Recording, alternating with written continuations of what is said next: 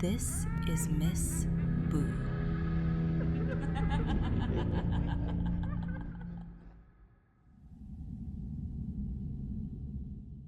June 18th was both the best and worst day of my life.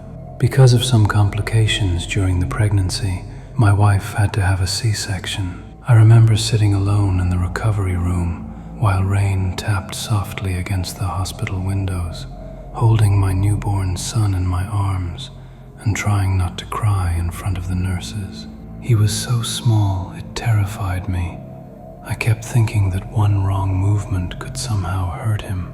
When I finally looked up at the nurse, I asked, "When can we see his mom?" Something shifted in her expression for just a second.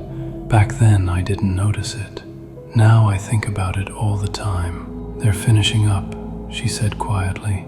"Someone will come get you soon." Then she left me alone with him. I sat there for hours holding my son, while every emotion imaginable tore through me at once.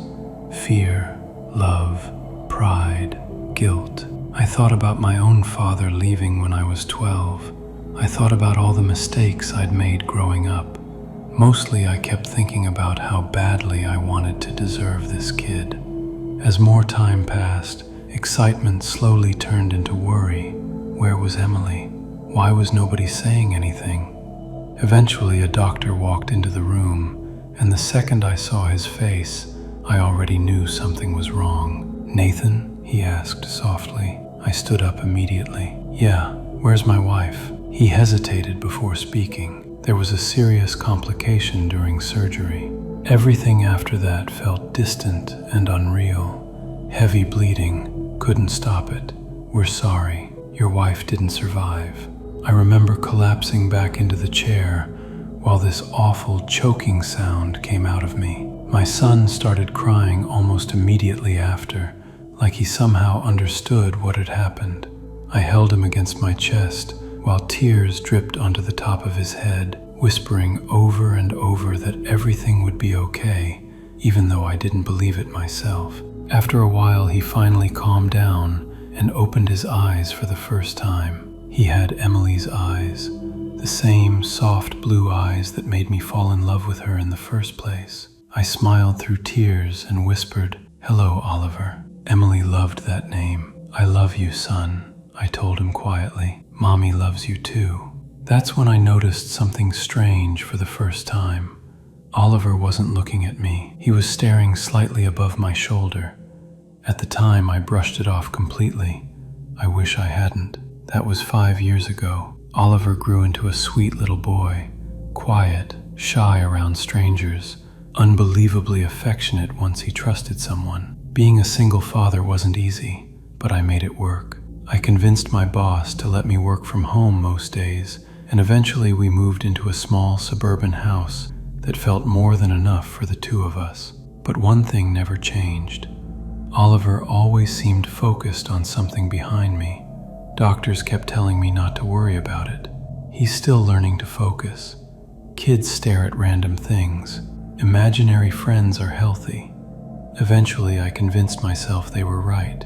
Then one night, I woke up around 2 in the morning because I heard whispering coming from Oliver's room. At first, I thought maybe the TV was on, but when I stepped into the hallway, I realized it was him talking. I opened the bedroom door slowly. The room was dim except for the glow of his nightlight.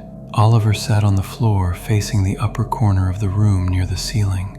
His back was toward me, and he was whispering quietly to someone. "I'm glad you're here. Can I come with you? Do you want to play?" Every hair on my arm stood up. "Oliver?" I said carefully. He stopped talking immediately. "It's bedtime, buddy." For a few seconds he stayed completely still before quietly whispering, "He says I have to go now." Then he climbed back into bed and fell asleep almost instantly. The next morning I asked who he'd been talking to. "My friend," he said casually while eating cereal. "What's your friend's name?" "Daniel." "Where is Daniel?" Oliver slowly looked up, not at me, past me. "He's behind you." Right as he said it, I felt the slightest movement against the back of my neck. Not fingers, not a touch exactly, just the sensation of someone standing far too close behind you. I turned around immediately. Nothing was there, just the kitchen. Things only got stranger after that. Oliver talked about Daniel constantly over the next few months. Daniel was apparently very old. Daniel didn't have parents. Daniel didn't like certain rooms in the house. Daniel watched us sleep. At first, I tried to laugh it off, but then I started noticing things myself.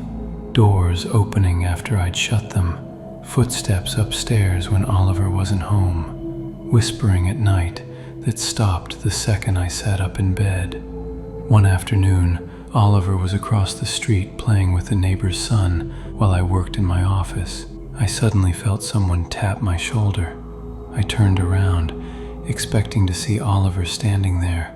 Nobody was in the room. I checked the entire house before finally looking out the window and seeing Oliver still outside playing across the street.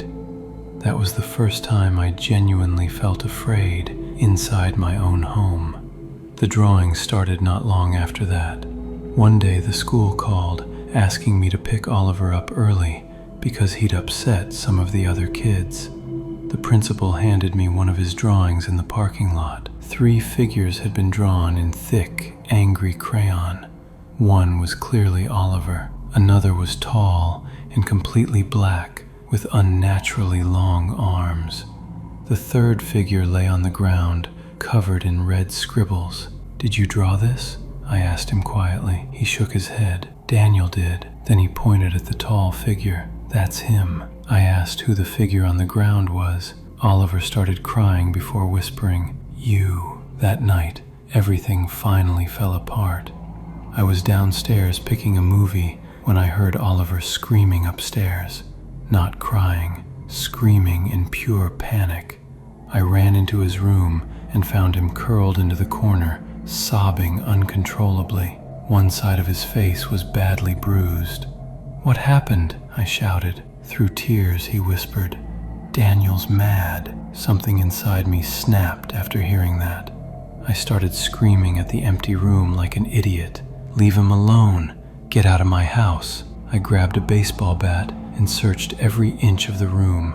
Closet, under the bed, bathroom, nothing. Then suddenly something grabbed my throat. Real fingers, ice cold and impossibly strong. I couldn't breathe. I couldn't move. And right beside my ear, something whispered calmly, "He belongs to me." Not loud, just calm, certain. The room filled with this horrible, wet laughter while I struggled for air. Then the grip vanished, and I collapsed onto the floor, coughing. Oliver sat frozen in the corner with his hands pressed over his ears. "Make him stop," he cried. I grabbed him and ran. We left everything behind. I'm writing this from a motel about 40 miles away, while Oliver sleeps beside me. At least, I thought he was sleeping. A few minutes ago, he sat upright in bed and stared toward the dark bathroom doorway. Then, he looked at me with tears running down his face and whispered, "Daniel says you weren't supposed to see him." A few seconds later, he whispered something else, something that made my stomach drop. He says Mom is here now. Since then, Oliver hasn't looked at me once. He keeps staring at the corner behind my shoulder. If this story gave you chills, don't forget to subscribe, because the next one might be even worse.